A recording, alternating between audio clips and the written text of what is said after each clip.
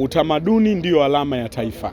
Tafsiri sahihi ya utamaduni ni alama ya taifa. Kila taifa lina alama yake, na moja ya alama ya taifa ni utamaduni, na utamaduni umebeba lugha ya asili. Kwa maana ukimuuliza wewe kwa nini Mtanzania, kwa sababu sisi tunazungumza Kiswahili na vitu vingine vinavyounganisha kuupata huo Utanzania. Kwa hiyo kwa kuwa tamasha hili limefanyika kanda ya Ziwa chini ya mkurugenzi Bernard, sisi tunawapongeza kwa kazi kubwa wanaofanya. Leo tumekula vyakula vya asili hapa, lakini zimechezwa ngoma za asili, tumezungumza lugha yetu ya asili, na sisi Wasukuma tuna utamaduni wetu. Moja ya tamaduni bora Tanzania zinapatikana kwetu sisi Wasukuma, hasa Ilemela. Na leo tunayo furaha kama serikali kwa tamasha hili la utamaduni Chifu Wangaya Utamaduni Festival awamu ya pili, na sisi kama serikali tuko tayari kuwaunga mkono moja, na nimetoa maelekezo kwa afisa wangu utamaduni wa wilaya tuone namna gani mwakani tunaweza kuliboresha zaidi tamasha hili. Lakini leo nimeona vipaji, ukiacha ngoma za asili, kitu ambacho sikuwa najua, nimeona kwenye wilaya yetu kuna fashion show.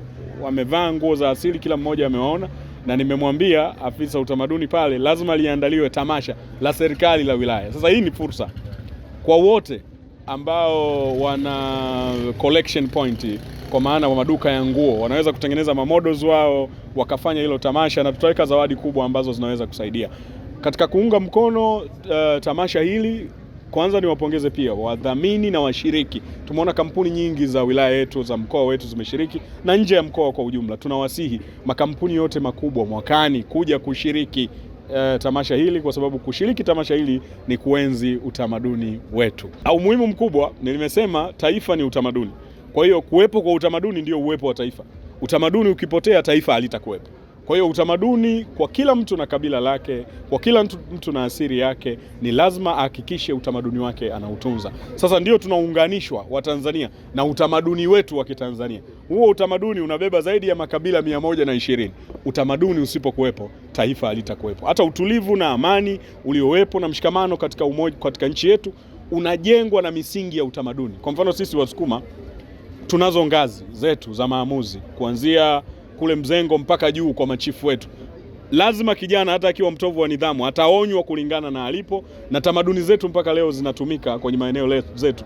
Mimi kama mkuu wa wilaya naendesha wilaya hii pia kwa kushirikiana na wenzangu wana mzengo. Sisi tuna mzengo zaidi ya 500 kwenye wilaya yetu. Likitokea tatizo kwenye mtaa, mzengo unaita ile jamii iliyofanya tatizo na inachukua hatua ambazo ziko kwa mujibu wa sheria ya Jamhuri ya Muungano wa Tanzania. Kwa hiyo umuhimu wa utamaduni ndio uwepo wa Tanzania au uwepo wa taifa lolote, ni utamaduni wake. Na sisi tunajivunia Chifu Wangaya Utamaduni Festival, na kwa kweli tunampongeza mwandaaji wa tamasha hili.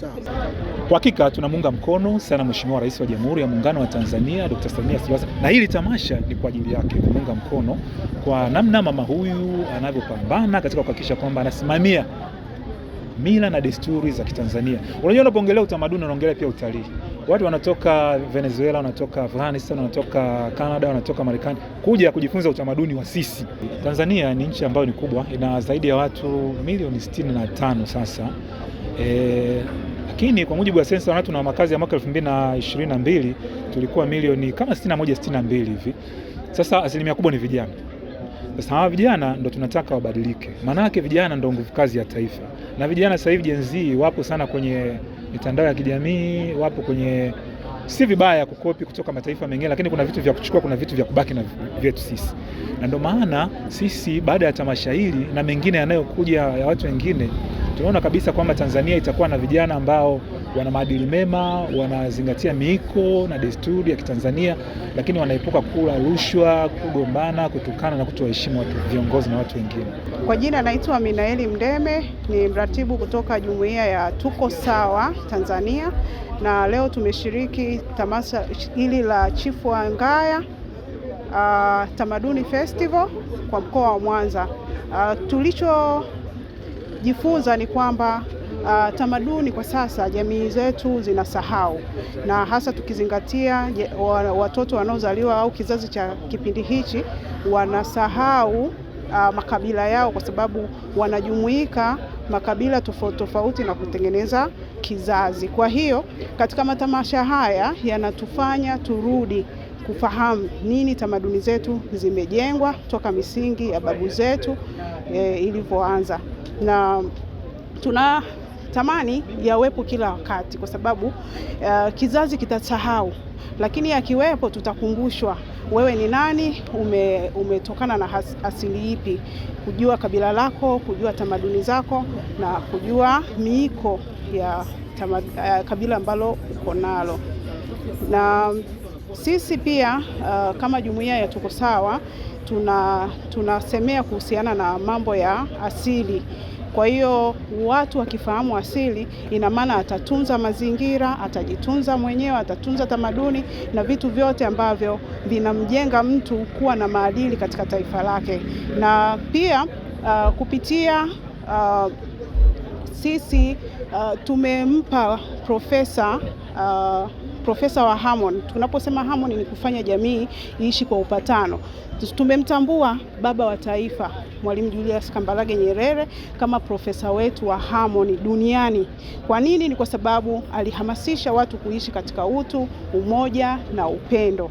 Na sisi pia tunamuenzi kwa maono yake, tukiamini kwamba yeye ni muasisi wa taifa letu Tanzania, na kizazi kinachoibuka basi kiendelee kutambua maono ya muasisi na kuwafanya waishi katika maono yake na misingi hiyo. Moja ya eneo ambalo tunatakiwa tulifanyie uwekezaji hasa ni upoteaji wa baadhi ya lugha na makabila ya Watanzania.